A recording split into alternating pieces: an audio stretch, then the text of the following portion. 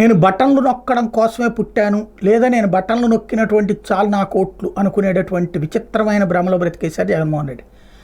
ఆ భ్రమే ఆయన్ని గద్దెదించి ఇవాళ రోజున ఏంటి అని వెనక్కి ముందుకు వెతుక్కునే పరిస్థితి ఇచ్చింది. పరిపాలన అంటే ఉట్టి బటన్లు నొక్కడమే కాదు, లేదా పెట్టుబడులు తెచ్చుకోవడమే కాదు, అడ్మినిస్ట్రేషన్ కరెక్ట్గా ఉండాలి.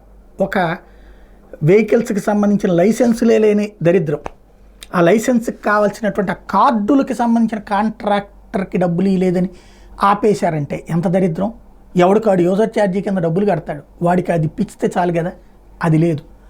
అట్లాగే రిజిస్ట్రేషన్ స్టాంపులు ముద్రించిస్తే సరిపోతుంది, కానీ అవి లేవు. అంటే అడ్మినిస్ట్రీరియల్ ఫెయిల్యూర్, ఇదంతా పాలనాపరమైనటువంటి లోపం. వాటిని గురించి అసలు ప్రభుత్వం పట్టించుకోలేదు, సంబంధిత మంత్రులు పట్టించుకోలేదు, సంబంధిత అధికారులు పట్టించుకోలేదు, వాళ్ళని ఫాలోఅప్ చేసేవాళ్ళు లేడు. విచ్చలవిడిగా ఇష్టారాజ్యంగా నడిచింది. All India medical sciences AIIMS అద్భుతమైనటువంటి ఒక కట్టడం, ఢిల్లీలో తప్ప ఎక్కడా లేదనుకున్నటువంటిది మన రాష్ట్రానికి వచ్చింది, మన మంగళగిరికి వచ్చింది, మన రాజధాని ప్రాంతానికి వచ్చింది. సంతోషపడితే నీళ్లు లేక ఇబ్బంది పడ్డటువంటి పరిస్థితి, ట్యాంకర్లతో నీళ్లు తెప్పించుకున్న పరిస్థితి అనేకసార్లు నేనే వీడియోలో ప్రస్తావించా. నా వీడియోలు ఫాలో అయ్యే వాళ్ళకి గుర్తుండి ఉంటుంది. కానీ పట్టించుకోలేదు ప్రభుత్వం. చంద్రబాబు అధికారంలోకి రాగానే దాని మీద సీరియస్గా దృష్టి పెట్టారు.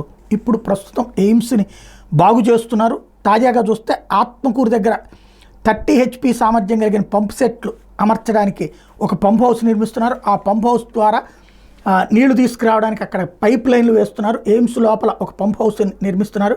డిసెంబర్ మొదటి వారానికన్నా పనులు పూర్తి చేసి డిసెంబర్ 15వ తారీఖు కల్లా నీళ్ళు ఇవ్వాలన్నటువంటి సంకల్పంతో ప్రస్తుతం ప్రజారోగ్య ఇంజనీరింగ్ అధికారులు పనిచేస్తున్నారు.